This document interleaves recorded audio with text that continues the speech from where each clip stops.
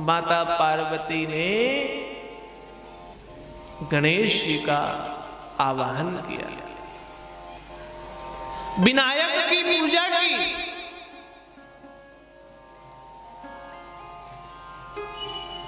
माता पार्वती विनायक की पूजा करने लग गई, गणपति की पूजा, क्षमा करें, माता पार्वती ने गणपति की उपासना की। ध्यान देना, किसकी उपासना की?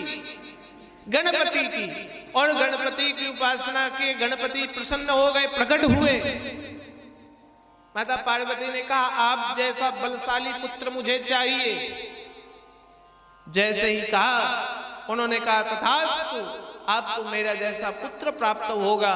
और माता पार्वती ने गणपति के आशीर्वाद से विनायक नामक पुत्र को जन्म दिया।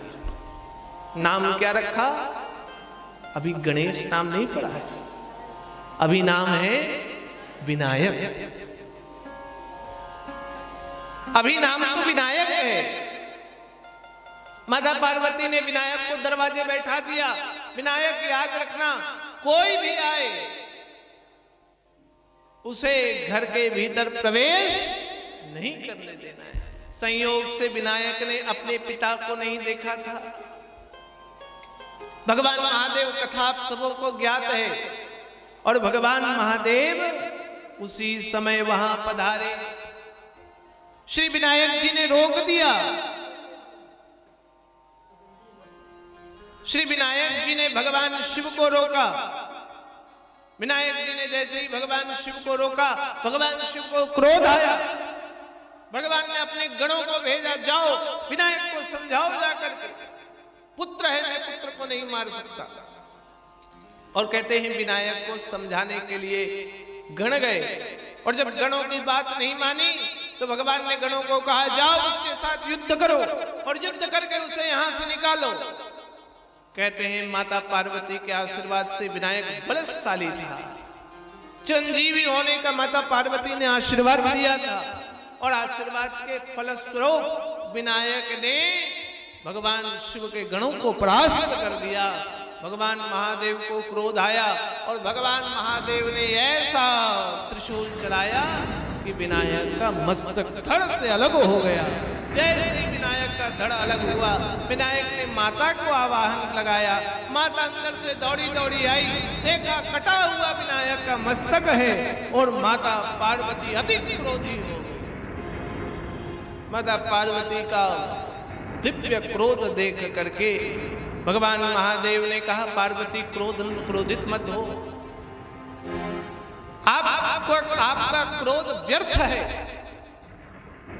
माता पार्वती ने कहा, एक तो किसी माध्यम से मुझे यह पुत्र हुआ है, और यदि मेरा यह पुत्र जीवित नहीं हुआ तो मैं आप समस्त आज देवों का नाश कर दूंगी।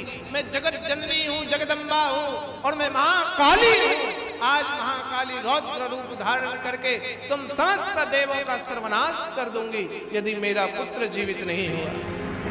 कहते हैं माता जगदम्बा के क्रोध के कारण भगवान शिव ने कहा, यद्यपि मेरे त्रिशूल द्वारा यह मस्तक कटा है, इसलिए अब यह दोबारा जुड़ नहीं सकता। भगवान विष्णु को कहा, विष्णु आप जाओ अपने सुदर्शन को आदेशित करो, जो मां अपने पुत्र के तरफ पीठ करके लेटी हो उस पुत्र के मस्तक को काट करके ले आओ। सूर्यास्त होने के पहले का मुहूर्त दिया। और कहते हैं कि भगवान विष्णु ने अपने सुदर्शन को आदेशित किया। तीनों लोग सुदर्शन घूमते रहा। एक हाथी मिला। हथनी अपने पुत्र की तरफ पीठ करके लेटी हुई थी और सुदर्शन चक्र ने उस हथनी के पुत्र का मस्तक काटा। जैसे ही उस पुत्र का मस्तक कटा, भगवान शिव ने संजीवनी विद्या से भगवान विनायक के मस्तक पर वह हाथी का मस्तक लगाया, जीवित कर दिया। और माता पार्वती ने जैसे ही हाथी का मस्तक देखा, माता पार्वती रुदन करने लग गई। प्रभु, इतना सुंदर बालक आपने हाथी का मस्तक लगा दिया है, और मैं जगत जननी हूं, मैं दुखी रह सकती हूं, लेकिन बेचारे वह हथनी एक माँ की रक्षा करने के लिए, एक माँ की खुशी के लिए आपने दूसरी माँ को रुला दिया। इससे तो श्रेष्ठ है आप उसी को जीवित कर दो। मेरा विनायक मर गया है, मैं ऐसे ही रह जाऊं। भगवान भोलेनाथ कहने लग गए, पार्वती यह सब शिव की माया है, तुम अभी नहीं समझ पाओगी।